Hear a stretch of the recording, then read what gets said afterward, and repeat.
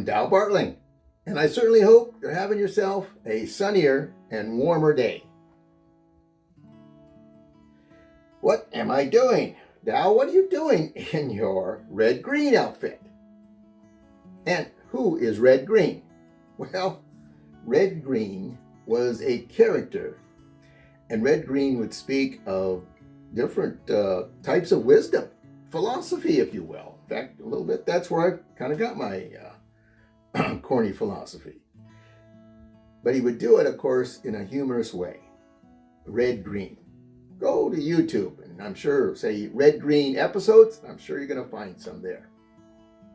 But you know, the older I am, the more that I think. You know, it's like never trust a man who is wearing a belt and suspenders. He can't trust anything. He thinks his pants are going to fall down. You know, just because you get older, it doesn't mean that you have to mature. Stay as young as you can. Today, Sunnier-Warmer day, I want to kind of focus on the letter S there. When I was younger and I was involved with youth development through the Boy Scouts of America, there seemed to be a theme that I picked up on. And it was this, folks. Boys love to use a knife and an axe. I mean, we never lacked any volunteers to use the axe yard to get us some kindling and some wood. Like I say, they love to chop things up. So we had to teach them to use it properly, to be able to identify different parts of an axe, and safety. Like I said, we developed a axe yard. Well, the story goes like this, and it involves an axe. You see, there was a logging camp, and in this logging camp, there seemed to be two loggers that were unofficially seemed to be in competition. One of them was Sean, and the other was Matthew. Now, Matthew was maybe 15, maybe 20 years older than Sean. In fact, Matthew had his own very special axe that he took care of and put it away at night in a special box.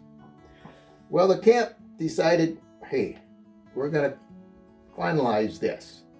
We're going to have one day, and that day the only loggers is going to be Matthew and Sean. And we're going to see who cuts down the most.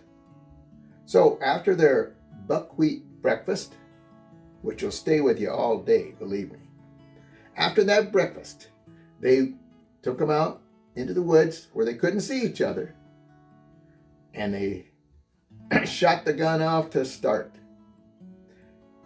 About an hour goes by, and Sean kind of picks up on something kind of particular.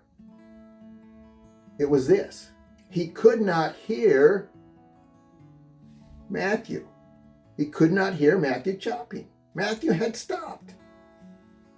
So Sean thought to himself, oh boy, the old man's getting tired. And Sean didn't hear Matthew until about 15 minutes went by. And then he could hear Matthew chopping away. And this routine went on all day. About an hour goes by, Matthew stops. Another hour goes by, Matthew stops. Well, that went on all day. At the end of the day, the gun goes off again. And the loggers take a count. And they do the count twice to make sure. And so, around the campfire that night, they announce who the winner was. You see, the winner was Matthew. Matthew was the axeman of the camp. Well, this kind of ate away at Sean. So later that night, just with Sean and Matthew, Sean takes him and says, "How did you win? I heard you time and time through the day. you would stop. Probably 15, 20 minutes. That gave me motivation each and every time to want to just pick it up and chop even more. And you rested, and yet you still chop down more. Well, Matthew said, Sean, you're right. Throughout the day, I stopped. And throughout the day, I rested. But Sean, I did not only rest. You see, Sean, I took that time to sharpen my axe. So when I did go back to work, my good old axe was right there helping me the whole way. Folks, let me ask you some questions now, just like Sean did Matthew. I know you're busy, you're doing things, you're achieving things, wonderful things. But resting is not sharpening your axe. Just resting is not sharpening your axe. Your blade will still be dull. What are you doing to sharpen your axe? To take care of your well-being, whether it be physical, mental, or spiritual. What are you doing to sharpen your axe?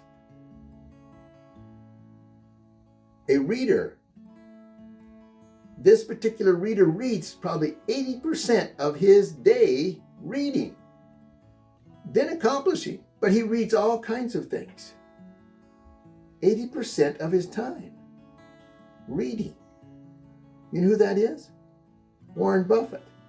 Warren Buffett is taking time, folks, to sharpen his axe. His blade is not dull. So, take time to sharpen your axe. And remember this, I'm pulling for you because we're in this together. And until we talk again, I want you to take care.